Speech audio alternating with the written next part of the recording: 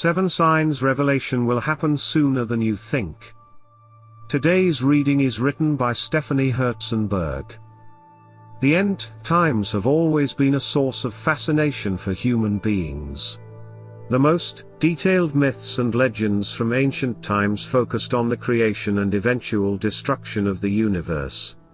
Even many of the myths that supposedly took place in ordinary times, between Earth's creation and later destruction, centered around why certain natural phenomena occurred or how cultural practices began.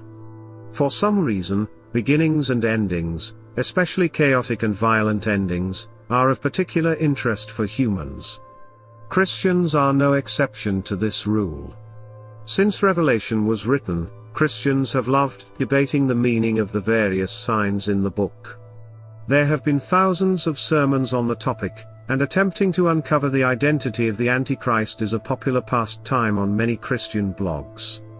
Elderly ladies at Bible studies and pimple-faced teenagers on smartphones alike have argued over what the cryptic warning signs in Revelation really mean, and how to recognize them when they appear. Tosha signs are the only warning people will get before the end of the world comes crashing down on their heads, so it is particularly important to be able to interpret the signs and identify when the end is on its way. Those same signs are suggesting the end might be on its way. Here are 7 signs revelation will happen sooner than you think. Number 1. Increased tensions between groups. As civilization evolved, humanity managed to largely leave tribalism behind. Rather than automatically hating those who were not part of their racial, economic, political or religious tribe, people began to coexist peacefully with those who were different from them. That societal peace, however, has begun to disintegrate. People are obsessed with giving each other labels and excluding those who have a different label. Today people sort themselves largely into tribes based on how they think, not, as it was in the past, by appearance. Talk to liberal tribes, and they will tell you that conservatives are evil.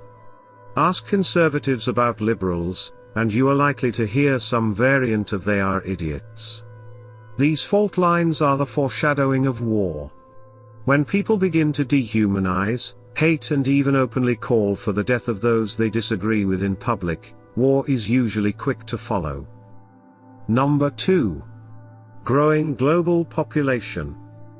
One of the first things to occur in Revelation is the introduction of what have popularly been termed the 4 horsemen of the apocalypse.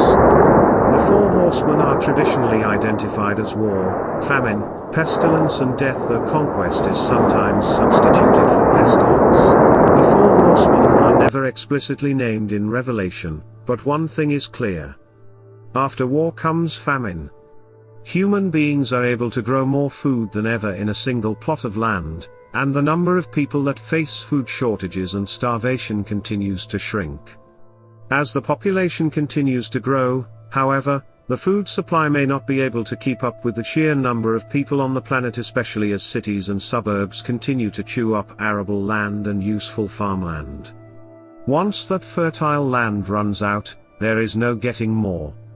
The earth will be further and further strained by both sheer numbers and years of irresponsible use until something has to give, and it will almost certainly be the human population that will be forced to yield to famine. Number 3. Jews returning to Israel.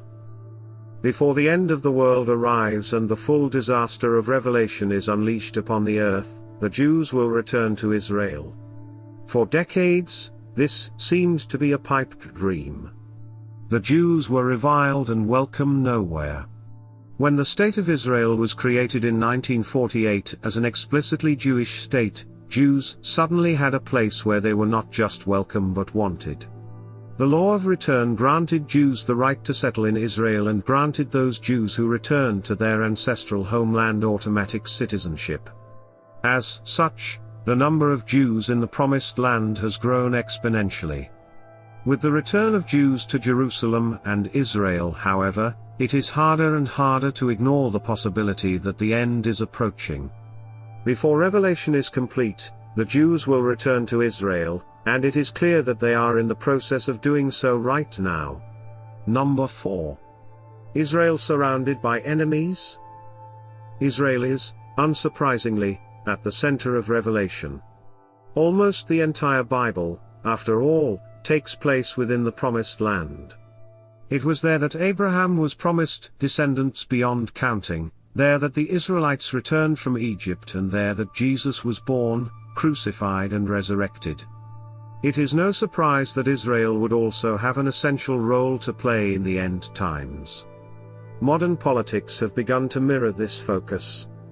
In recent years, the state of Israel has been increasingly at the center of international attention. As is warned in Revelation, most of that attention has been openly hostile. Since its creation in 1948, the State of Israel has fought and won no less than 3 wars, 5 international conflicts, launched at least a dozen smaller operations, and dealt with near-constant terrorist attacks. Most of the surrounding Arab states have openly called for Israel's annihilation, and attacks on Israeli civilians by terrorists are common. The international community also tends to deal more harshly with Israel than almost any other nation on earth. Revelation makes it clear that in the end, Israel will stand alone. Sadly, that day is clearly almost here. Number 5. Proliferation of technology. One of the most famous events in Revelation is the warning, death and resurrection of the final 2 witnesses. These 2 prophets will perform multiple miracles before they are murdered. After their deaths, their bodies will be seen by the entire world. The idea that everyone all over the world would be able to see 2 people lying dead in a city halfway across the globe was laughable when Revelation was written. Travel to a city 50 miles away took days, and that was the only way to see what was happening there. Modern mass media, however, means that people on the other side of the earth can watch events unfolding with less than a second's delay. Personal cell phones have also made it so that a massive percentage of the human population is able to tune into any crisis more or less instantly. Add to that how quickly news spreads via social media, and the bodies of the 2 witnesses would be seen by tens of millions within hours of their deaths. Number 6. Rise of the narrative. Once, the media was seen as being filled with objective observers. Journalists, naturally, had their own opinions on the events they were reporting, but they kept those opinions from weaving their way into their jobs. They reported facts, whether they liked those facts or not. Opinions were relegated to the opinion section, and news outlets avoided taking sides on contentious issues. Today, the idea of the media being objective is laughable. Outlets cherry-pick stories in order to give a certain impression of events, put the infamous spin on reports, do not bother with fact-checking, and sometimes allow people on air to say things that are flagrantly false. Both sides of every debate know which news outlets they should follow in order to get their side of the story. This has led to the media being openly distrusted. A large reason for the rise in journalists putting a spin on stories is the desire to follow what many have taken to calling the narrative. This is the story that the reports are supposed to uphold, regardless of whether the facts support the overarching story or not. As such, objectivity is bent until it breaks, and people get, at best, one side of the story. This complete disregard for truth would make the mission of the Antichrist frighteningly easy. The world is already primed, after all, to believe only what people want to believe, and villainizing the other side of the debate has been normalized.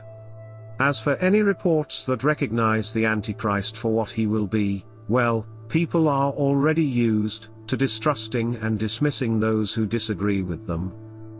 Number 7. Splintering of Christianity.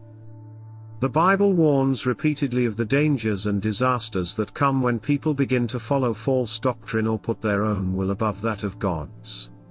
The Old Testament is dedicated almost entirely to such cautionary tales, and the New Testament mentions it in every book. Revelation is not exempted from this warning. In the end, it claims, people will follow all sorts of false doctrines, and their foolishness will lead them to ruin. There are innumerable blogs explaining why one Christian denomination or another is filled with false doctrines. People can argue that point until they are blue in the face, but the fact remains that religions, Christianity included, have begun splintering. Entire chunks of a faith's population break away from the rest over doctrinal disagreements. In ancient times, these schisms tended to be based on differing interpretations of obscure but essential doctrines. Today, they are largely based on a denomination's opinion of political matters. The Book of Revelation has always fascinated Christians. Its cryptic messages and vague warnings have had people debating over its meaning since it was first written. That has not changed in the modern era. Blogs, books and truly uncountable sermons have been written on the topic. No one, however, has yet managed to put a hard and fast date on the end of the world. The signs may give hints when it is coming, but the Bible itself says that no one will really know the end is nigh until everything comes crashing down.